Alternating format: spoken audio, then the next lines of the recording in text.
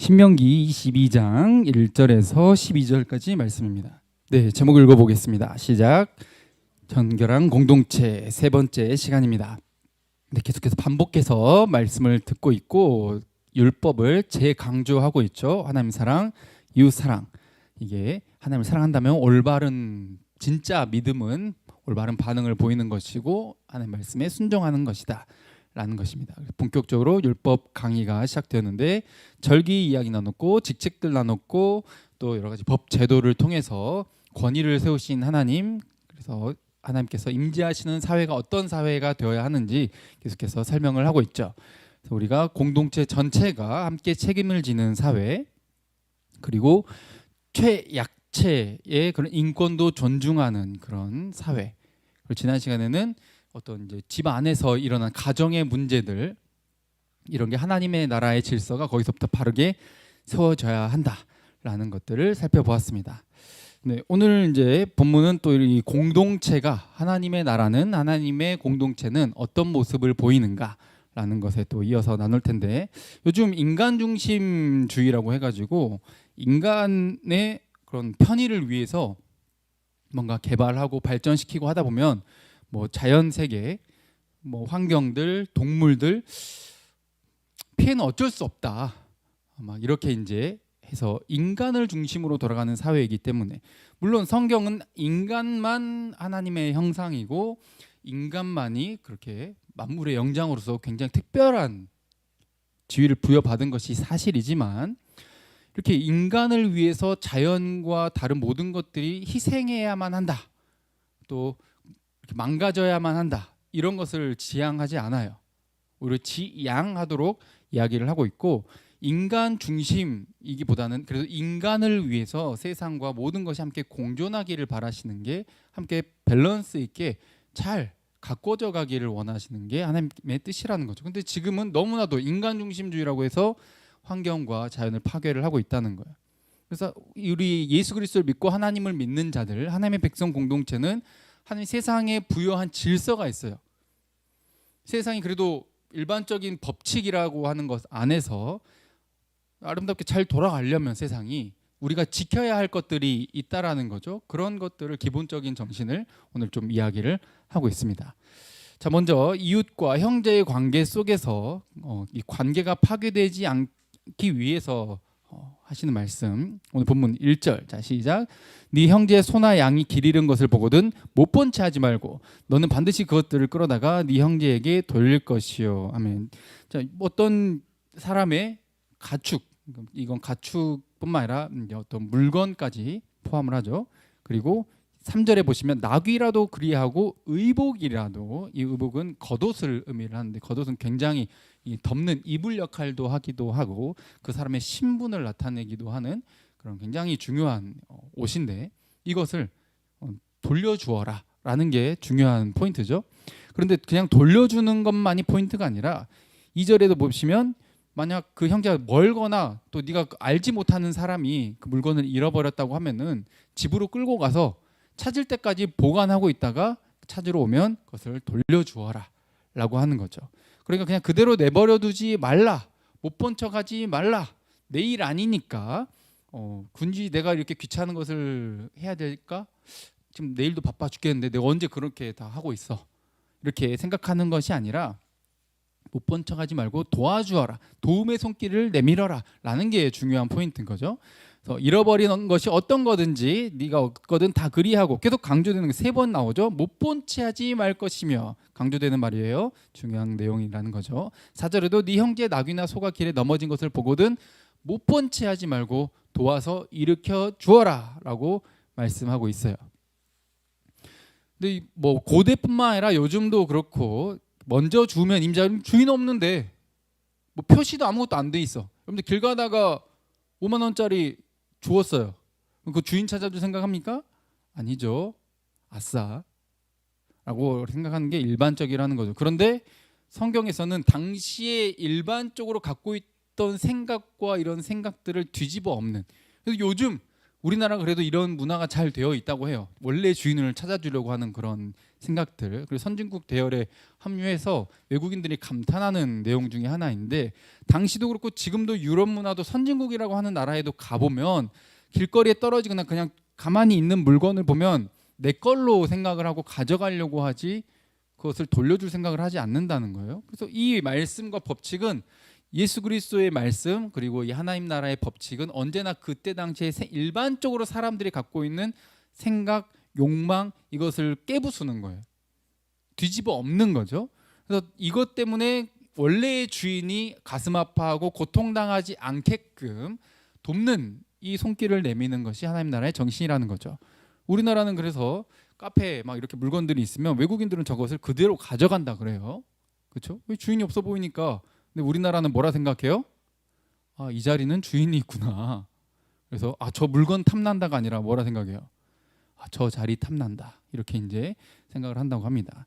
이게 대한민국이라 그래요. 근데 엄복동의 나라라 그러든지 노트북은 안 가져가는데 자전거는 가져간대요.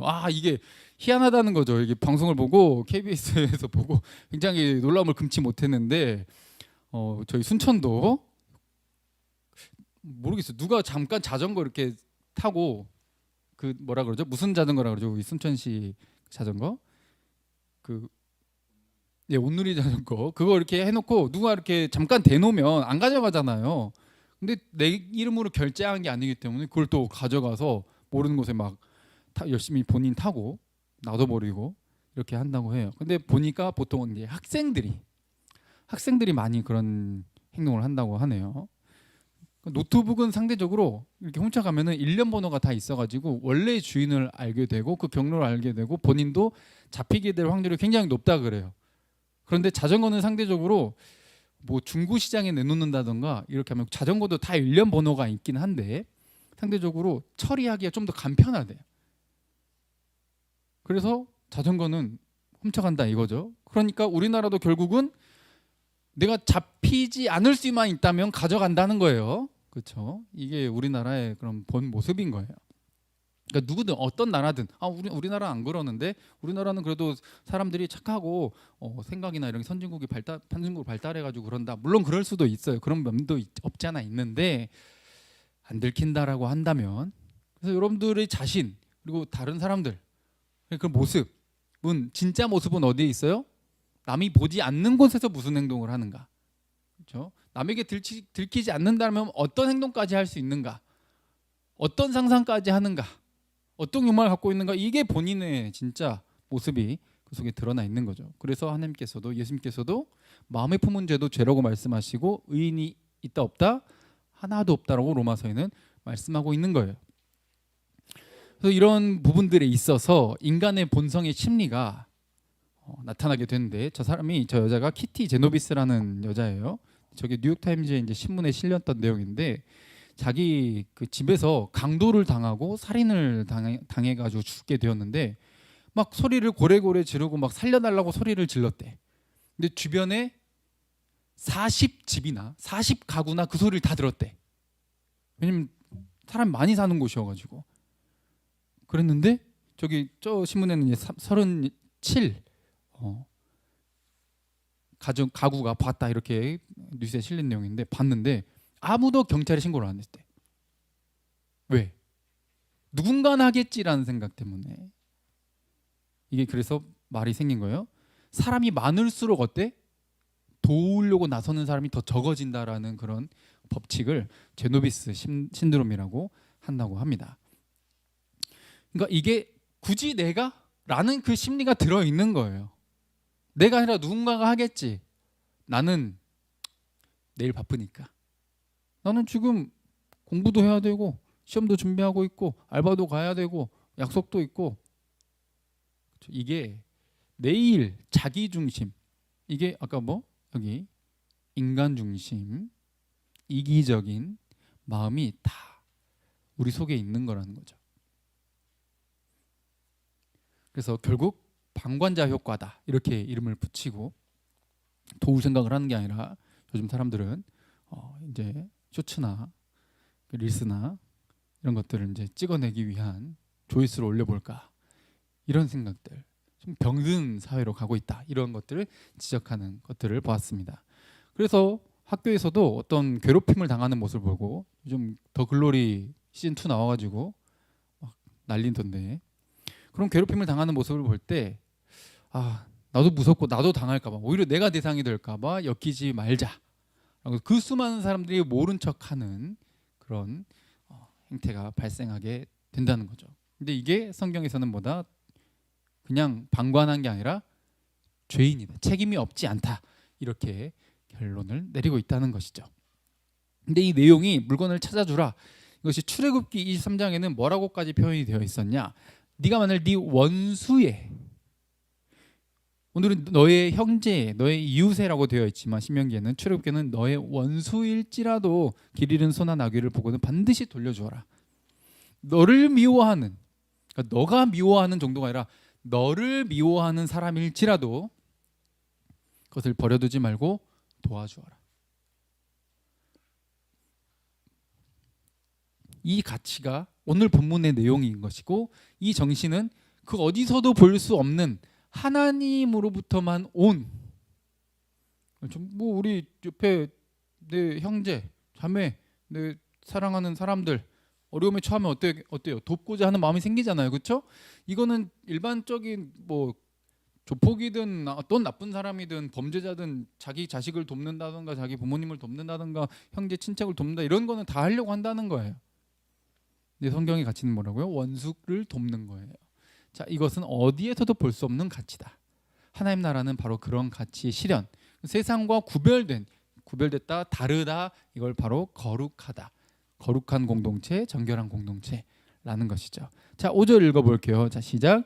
여자는 남자의 의복을 입지 말 것이요 남자는 여자의 의복을 입지 말 것이라. 이같이 하는 자는 네 하나님 여호와께 가증한 자이니라. 아멘. 자, 여자가 남자 옷을 입지 말라. 그리고 남자는 여자 옷을 입지 말아라. 요즘에 이 말을 뭐 그대로 이제 적용하면은 조금 이제 곤란한 그런 시대가 되었는데 이 말은 그냥 옷 스타일을 뭐라고 하는 게 아니에요. 스코틀랜드 가면은 뭐 어때요? 남자가 치마 입잖아요. 그것도 털 삐죽삐죽 튀어나오고 스타킹 신고 남자들이 굉장히 곰 같은 남자들이 그런 스타일을 갖고 있다는 거죠. 그거 가지고 아무도 뭐라고 하지 않았어. 그러니까 이런 스타일을 이야기하는 게 아니라 자, 저 붉은 글씨 보이시죠? 네 하나님 여호와께 가증한 자다. 이건 굉장히 극악의 범죄나 혹은 우상 숭배했을 때 하나님께서 표현한 방법이에요. 그러니까 여자가 남자 옷을 입고 남자가 여자 옷을 입고 함께 이렇게 성 정체성을 뒤바꿔 버리고 혼동을 주는 이게 누가 하던 행태다? 가나안 민족들이 우상 숭배할 때 하던 행태들이다 라는 거예요. 그러니 그런 행태를 하지 말아라 라는 것이고 하나님께서 이 땅을 지으실 때 사람을 지을 때 창세기 1장에 보면은 남자와 중간성과 여러 가지 종류의 성과 여성을 만든 게 아니라 남자와 여자만 만드셨어요. 할렐루야. 이게 창조 질서예요. 세상이 아름답게 돌아가기 위해 우리 아이가 태어나고 그 아이가 또 그 다음 손주를 태어나게 하고 증손주가 태어나고 그 밑에가 또 태어나고 이렇게 하는 아름다운 세상이 이렇게 유지되게 하는 데 있어서 하나님의 창조 질서라는 게 있다고. 근데 놀랍게도 지금만이 아니라 저 고대 때부터도 뭐가 있어? 이 창조 질서를 흐트러 버려. 뭐가 남자와 여자만 있냐? 그 중간의 성들이 엄청 많아. 그래서 요즘 미국이나 이런 데서 무슨 교육을 해요? 이 젠더 교육을 하는데 뭐라고 가르치냐면 너가 너의 성을 선택할 수 있어. 그래가지고 성 전환을 하는데 시도하는데 저기 뭐라고 돼 있어? 한화일보에 6살 애가 시도를 했대. 나는 남자애로 태어난 게 싫다 이거. 근데 이게 본인 스스로 생각이 낸 걸까? 절대 그렇지 않다는. 저 어릴 때부터 그런 교육을 들어왔기 때문에 나도 여자였었으면 좋았을 텐데 라는 생각을 계속했다는 거예요. 이 생각을 부여한 게. 그래서 성 젠더 교육이라고 해놓고 결국은 뭐 어떻게 해요? 세상을 창조 질서를 무너뜨려 버려. 그래서 여기 보시면 매우 위험한 행태다라고 또 어떤 교수가 이런 교육을 해서는 안 된다. 어릴 때부터 이런 교육을 하는 것은 절대 옳지 못하고 잘못된 결과를 불러일으킨다라고 하면서 엄청난 병폐를 불러일으킨 것을 사례들을 소개하면서 이 기사에 이렇게 이야기를 하거든요. 약물로. 왜냐하면 이 성전환 수술하면은 계속 뭐를 맞아야 돼요? 호르몬 주사 맞아야 돼요, 여러분. 여기 신체적으로 엄청난 고통을 수반하고 정신적으로 스트레스를, 그리고 한 번 수술받은 것은 평생 돌이킬 수 없어. 후회한다고 돌아갈 수 없어. 생식 능력을 잃어버려. 그럼 나는 내 몸으로 아이를 낳을 수 있어 없어? 앞으로 영원히 절대로 내 몸으로 나를 닮은 아이를 절대 낳을 수 없어. 이건 창조 질서를 깨뜨리는 것이지 아름다운 세상을 유지하는 게 아니에요. 근데 지금 세상과 좀 놀랍죠? 이 고대 때부터 이게 있었다고요. 이런 주장을 하는 사람들은 그래서 어때요? 이 세상을 파괴하는 방향으로 간다고 하는 것을 몰라요. 그리고 그런 방향으로 끌고 가고, 그리고 이것을 활용해서 자기의 정치적이나 경제적 이익을, 자기의 유명세를, 아니면 자기의 그런 욕망을 채우는 것을 정당화시키는데 써먹을 뿐인 것이죠. 더 자극적이고 더 뭔가 자극적인 쾌락을 추구하는 걸 합리화시키는데 써먹으려고 하는 거예요. 그래서 놀랍죠? 여기 밑에 보시면 성별 불쾌감, 애기인데도 나는 왜 남자일까? 이런 애들, 여자애들은 내가 왜 여자일까? 이런 불쾌감을 느끼는 애들이 해가 갈수록 많아진대. 왜? 이런 교육을 어릴 때부터 시켜가지고. 네 성 네가 선택할 수 있어. 너가 남자로, 지금 몸은 남자로 태어났지만 너의 정신은 보니까 여자이구만. 넌 여자 옷 입을 수 있어. 이렇게 이제 이야기할 수 있다는 거죠. 그래서 이렇게 가르치는 것이 세상을 지금 혼란을 야기를 하고 있다. 창조 질서를 망가뜨린다. 이것은 뭐다? 하나님이 나를 남자로 태어나게 하셨는데, 와, 하나님 진짜 하나님 실수가 없으신 분이라고 들었는데 거울 보니까 실수했네. 이건 분명 실수야. 거울을 봐봐. 이건 실수가 아닐 수가 없잖아. 이렇게 말을 한다는 거야. 내 외모를, 내 성을 하나님을 원망하는 거야.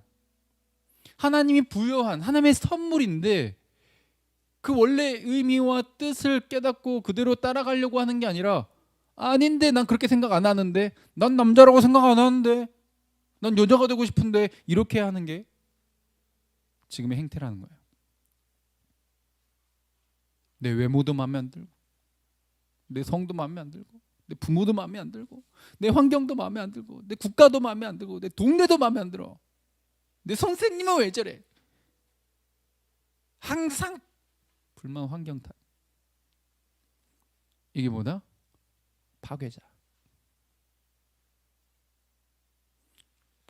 삐뚤어지고 뒤틀려진 생각으로 원래 부여된 이 세상을 망가뜨리는, 선악과를 먹는 그 마음, 하나님이 부여한 질서가 틀리다라고 말하는 거, 나는 그렇게 생각하지 않는다는 거, 하나님이 실수했고 하나님이 잘못했다라고 말하는 것, 이게 바로 관계와 모든 질서를 파괴하는 정신의 근본이라는 거죠. 나 중심, 언제나 나 중심. 그러니 그것을 내려놓고 단순히 이 5절의 말씀이 옷 스타일이 아니라 뭐다?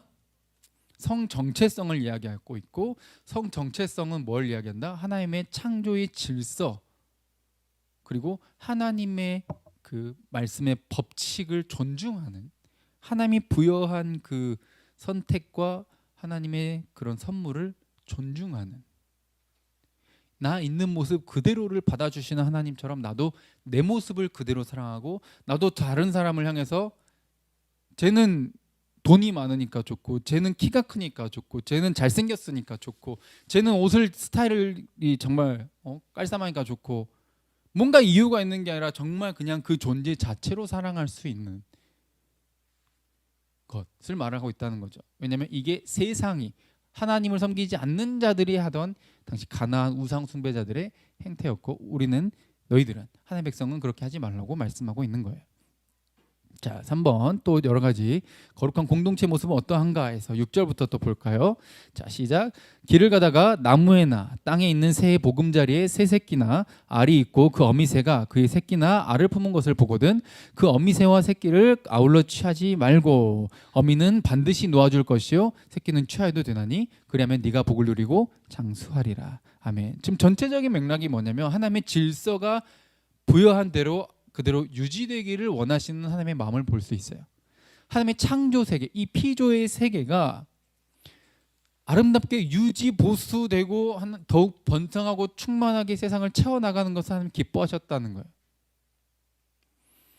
그래서 둥지를 발견을 했어. 알이 있네. 새끼가 있네. 근데 뭐는 잡아먹되? 알이나 새끼는 잡아먹되 어미는 잡아먹지 말아라. 왜냐하면 어미는 뭐 전에 다른 부분에서 어미와 새끼를 어미의 저주로 함께 같이 이렇게 뭐 삶지 말아라 이런 얘기가 있는데, 이게 뭐 인도주의에서 좀 너무 잔인해 보이니까 하지 말아라는 것도 뭐 없지는 않겠지만, 이 자연 질서에서 어미는 다시 새끼를 낳을 수 있지만 어미나 새끼는 한 번에 잡아들이면 어떻게 돼? 그렇게 해서 지금 인간 때문에 수많은 동물들이 멸종했어요. 자연이 파괴됐다고.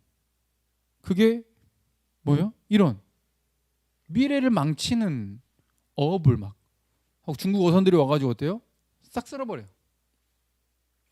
새끼도 어미도 다 큰 것만 잡아가야 되는데 이만한 건 살려줘야 되는데 그냥 싹 쓸어가 버려요. 끌어버려요. 놔주는 것도 없어. 이게 자연을 파괴시키는 그런 행위이니 너희가 복을 누리고 장수하려면, 밑에 그렇게 되어 있죠. 복을 누리고 오래 너희가 이 땅에서 행복하게 잘 살려면 어떻게 해야 된다? 이런 기본적인 삶의 질서를 잘 지켜야 한다라는 거죠. 당시에는 눈에 보이면 예 아싸 하고 뭐 어미든 새끼든 싹 그냥 썰어버리는데, 그렇게 하지 말고 자연 질서가, 창조 세계가 아름답게 보존되기를 원하셨다는 것이죠. 또 8절 읽어볼까요? 자, 시작. 네가 새 집을 지을 때에 지붕에 난간을 만들어 사람이 떨어지지 않게 하라. 그 피가 네 집에 돌아갈까 하노라. 네, 자, 이 이스라엘 옛날 전통 가옥을 보시면 돌로 치는데 지붕이 있죠. 저 위에서 뭐 먹기도 하고 쉬기도 하고 낮잠도 자기도 하고 뭐 여러 곡식 농작물들을 이렇게 말리기도 하고, 옛날 우리나라도 막 그랬으니까요. 그런 곳인데 난간이 없으면 쉽게 굴러 떨어져 가지고 사람이 다칠 수 있잖아요. 근데 난간을 안 만들어서 누군가 굴러 떨어져서 다치거나 죽으면 난간 안 만든, 아니 본인이 괜히 거기 왜 구석지에 가가지고 떨어져 주고 본인 잘못이지, 이가 아니라 난간을 안 만들어 놓은 집주인 잘못이라는 거예요. 우리는 그래서 이 땅에 살아갈 때에 나만이 아니라 이 물건이 여기 있음으로써 혹은 없음으로써 여러 가지 환경 속에서 다른 사람이 다치거나 죽거나 할 수 있는 그런 것들을 미리 안전 예방 조치 모든 것들을 해야 하는 것을 말을 하고 있는 거예요. 너가 책임이 없지 않다.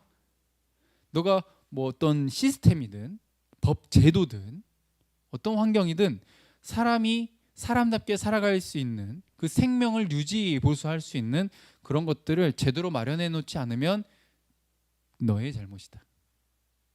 너가 직접 그 사람을 죽이지 않고 너가 직접 밀어 떨어뜨리지 않았지만 너가 죽인 것과 다름없다 라는 게 하나님의 말씀이신 거죠. 그래서 택배 노동하시는 분들이 막 이렇게 일을 하다가 팡에서 이렇게 막 일을 과로로 죽고 이런 뉴스 기사들을 많이 봤잖아요.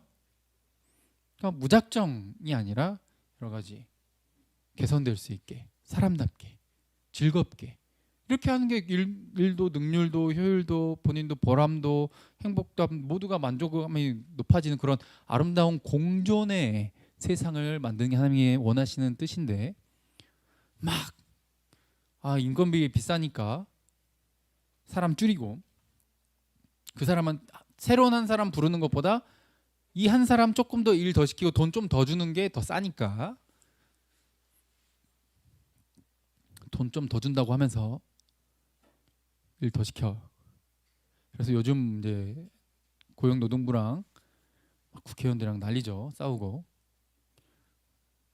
그래서 최대치가 주 69시간. 아침, 오후, 저녁 일주일 내내 6일은 그렇게 일을 해야 69시간을 꼬박 채울 수 있어요. 집은 잠만 자는 곳. 이렇게. 그렇게 해서 뭐 다음 일주일은 이렇게 했으면 그 다음 일주일은 뭐 17시간인가 뭐 12시간인가 이거 빼가지고 뭐 30몇 시간만 일하면 된다 이렇게 말을 한다고 하는데, 결국은 한 주는 최대치가 몇 시간을 일해야 된다? 69시간을 일할 수 있다. 그렇죠. 누구도 환영하지 않는 이것을 좀 하려고 해가지고 지금 여러 가지 이제 논쟁거리가 있는 중입니다. 근데 우리는 이런 것들을 그냥 나 몰라라, 저런 거 하나 보다가 아니라 우리에게 직접적으로 다가오는 것이기도 하고, 그리고 나는 그런 직업 안 가졌으니까 아무 상관 없어가 아니라 우리 관심 가지고 함께 목소리를 내주어야 하고, 노동자의 편에, 약자의 편에 서주어야 하고, 또 무조건 한쪽 편만 듣는 것이 아니라 전체적인 균형, 모두가 함께 공존할 수 있는, 사장은 망하고 알바생만 잘 살고 이것도 아니죠. 알바생이 못 살고 사장만 잘 살고 이것도 아니죠. 함께 더불어 살아갈 수 있는 사회를 만드는 게 성경에서 말하는 가치라는 거예요. 이런 안전한 환경을 만들어라 라고 하는 것에 적용될 수 있다는 거죠. 자, 또 거룩에 관해서 9절부터 자 시작. 네 포도원에 두 종자를 섞어 뿌리지 말라. 그러면 네가 뿌린 씨의 열매와 포도원의 소산을 다 빼앗길까 하노라. 아멘. 자, 여기 보시면 포도원에 포도만 이렇게 심고 이렇게 자라게 해야 되는데 두 종자를 섞어 뿌리지 말아라. 그 포도뿐만 아니라 다른 것도 함께 이렇게 작물을 길러내 가지고 하는 거죠. 뭐 그렇게 해서 뭐가 문제냐라고 하겠지만 이것은 이제 거룩과 관련돼서 이스라엘 백성들의 정체성과 관련해서 이 전체 맥락 속에서 하신 말씀인데, 이게 실제로 지금도 하지 않는 행위래요. 비효율적이에요. 같은 농작물이면 같은 그 작물이 자랄 수 있는 환경을 조성을 해줘야 최고의 효율을 낼 수 있어. 근데 이것도 저것도 같이 해버리면 서로 환경이 달라지니까 어때요? 그 환경에서 조금 더 잘 살아남을 수 있는, 잘 적응하는 녀석은 잘 살고 그렇게 적응하지 못하는 녀석들은 망가지는, 이게 인간 세상에도 생각을 했을 때 똑같은 거. 작물까지도, 환경까지도, 세계 창조의 그런 피조 세계까지도 하나님은 동시에 함께 균형 잡힌 세상이 만들어지기를 원하시는 하나님을 볼 수가 있어요. 약한 작물은 열매가 별로 없고, 그리고 좀 적응 잘 되는 것은 나는데 그마저도 자 이것만 했었을 때 훨씬 더 좋은 효율을 냈을 텐데 그렇지 못하게 되니까 일반 상식적으로 생각을 해도 그런 것들을 하지 말라고. 욕심에는 어때요? 이것도 했으면 좋겠고 저것도 했으면 좋겠고, 눈앞에 보이는 이익과 욕심 때문에 멀리 내다보지 못하는 그런 미련한 행위를 하지 말아라, 이렇게 말씀을 하는 것이고, 또 신명기 22장 10절 시작. 너는 소와 나귀를 결의하여 갈지 말며. 네, 함께 묶어가지고 동시에 끌고 가게끔 하지 말라는 거죠. 당시 이 이스라엘 백성들이 농사지을 때 보통 최소 2마리가 이 쟁기를 끌거든요. 얘는 우리나라는 이제 한 마리 가지고 이렇게 끄는데 2마리로 끌잖아요. 2마리로 끌면 어떻게 돼? 소하고 나귀면 힘 차이가 있어요, 없어요? 있어요. 아까 적응력 차이였다면 이번에 힘 차이가 있으면 어때? 막 소는 막 지치지도 않고 막 힘도 세가지고 축축축 나가는데 나귀는 어때요? 상대적으로 약하니까 질질 끌려고 막 자빠지고 뒹굴고 막 고통을 받을 수 있어. 적응 못하고. 그리고 일도 어때요? 이게 둘이 힘이 균등하게 가면은 이렇게 쭉 반듯하게 가는데 한쪽이 힘이 약하니까 어때요? 약한 쪽으로 쭉 기울어져. 이런 비효율적인 거 하지 말라는 거지. 뭐 우리 집에 나귀 하나, 소 한 마리 이렇게밖에 없는데 어떡하란 말이에요. 이렇게 말하는 게 아니라 그렇게 하지 말고 최대한 그것을 그렇게 하지 않고 균등하게 갈 수 있게 그런 일들을 하라라고 하면서 이방 민족들이 하는 행태처럼 그냥 눈앞에 놓여 있는 어쩔 수 없다라는 것을 강조하지 말고, 너희들이 그래도 복받고 장수하고 그 땅에서 잘 살게 하기 위한 기본적인 법칙을 하나님께서 설명해주고 있는 것이죠. 자, 11절 시작. 양털과 배실로 섞어 짠 것을 입지 말지니라. 아멘. 양털, 배실 이거는 완전히 다르죠. 양털은 이제 좀 가죽이라고 할 수 있는 그런 거고, 배실은 이렇게 짠 거니까 직물. 이런 거 다른 직물들을 함께 하면은 세탁할 때든 또 옷을 평소에 입을 때든 환경이 다르니까 이게 관리가 힘들어져요. 역시 효율적이다, 비효율적이다, 비효율적이다. 근데 인간들은 그 당시에 계속 비효율적인 것을 고집했고 해오던 전통 따라서 막 형식 따라서 이렇게 막 하려고 하는데, 하나님은 그래도 어때요? 이 백성들이 효율적으로 좀 더 생산성을 높이고 행복하게 잘 살아가기를, 개발하기를 원하시는 모습을 보였다는 거죠. 그림처럼요. 그러니까 우리가 고집 부릴 것이 아니라 하나님의 이 정신, 그 가치를 깨닫고 우리가 효율적으로 함께 더불어서 모두가 함께 공존하며 살아갈 수 있는 아름다운 사회를 만들어가기 위해서 이렇게 생각을 해야 된다는 겁니다. 자, 마지막 12절 시작. 너희는 너희가 입는 겉옷에 내 귀에 술을 만들지니라. 아멘. 내 귀 밑에 옷 보이시죠? 지금 오른쪽은 하나만 확대해가지고 보여주고 있는데 실로 꽈가지고 이렇게 긴 끈을 만들어 놓은 것을 이제 술이라고 해가지고 옷 끝에 이렇게 달아 놓은 거예요. 이게 그 사람의 신분, 그리고 정체성 이런 것들을 상징을 합니다. 이거는 민수기 15장에도 한번 살펴본 적이 있었는데, 자 38절 보면 옷당귀에 술을 만들고, 그 술이 그냥 마시는 술이 아니라 이 끈을 말하는 거예요. 옷술을 말하는 거죠. 청색 끈을 그 귀에 술에 더해서, 이 청색이 뭐를 뜻한다? 자 39절 시작. 이 술은 너희가 보고 여호와의 모든 계명을 기억하여 준행하고 너희를 방종하게 하는 자신의 마음과 눈의 욕심을 따라 음행하지 않게 하기 위함이라. 아멘. 신분과 명예라 그랬죠. 자신의 정체성을 보고 확인하는 거야. 아, 이거 볼 때마다 나는 하나님의 백성이지. 그래, 그럼 나는 내 욕심대로 당장 눈앞의 이익 때문에 환경 파괴하고 동물도 희생시키고 땅도 희생시키는 그런 삶이 아니라 함께 더불어가는 세상을 만들기 위해서 하나님을 사랑하고 이웃을 사랑하는 이런 계명을 살아내야 되는 그런 존재구나라는 걸 기억하라는 거예요. 그래서 이게 모두가 어때요? 함께 행복해지는 사회를 만들 수 있게 된다라는 겁니다. 바로 이 옷을 입는 것, 옷의 이 신분과 정체성, 명예, 이것은 로마서 13장 12절에 결국은 무엇을 상징했는가? 자, 읽어볼까요? 시작. 밤이 깊고 낮이 가까웠으니 그러므로 우리가 어둠의 일을 벗고 빛의 갑옷을 입자. 낮에와 같이 단정히 행하고 방탕하거나 술 취하지 말며 음란하거나 호색하지 말며 다투거나 시기하지 말고 오직 주 예수 그리스도로 옷 입고 정욕을 위하여 육신의 일을 도모하지 말라. 아멘.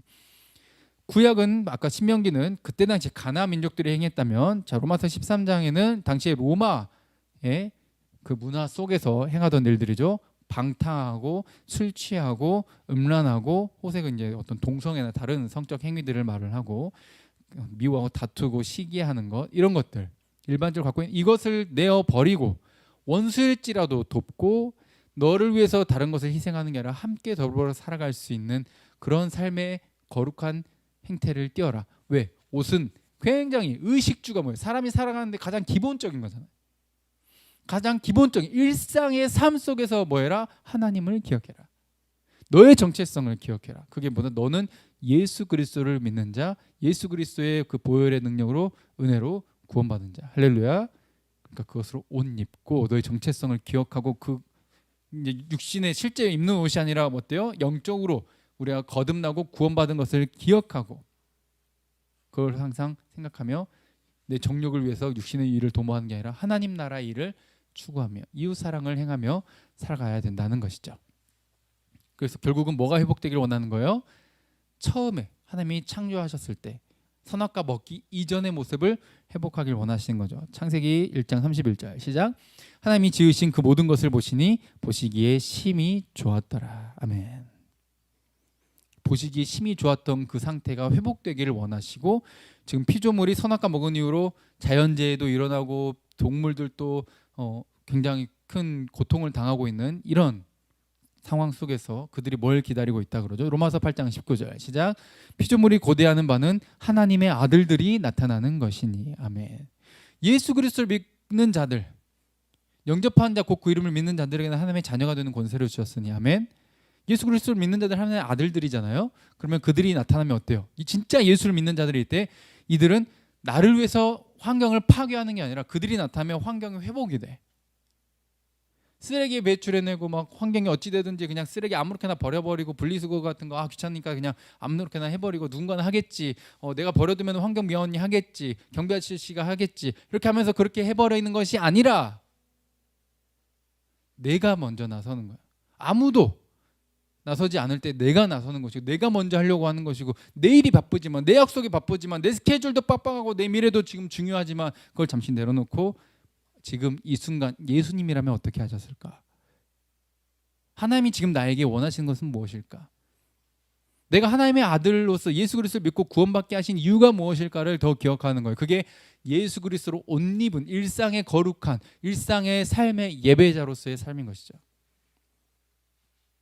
이웃도 원수도 자연 세계도 회복되어 가는 거예요. 그러니까 예수 믿는 사람들이 많아지면 많아질수록 어떻게 해요? 세상의 자연 환경 생태가 망가졌던 게 어떻게 돼? 회복이 되기 시작하는 거죠.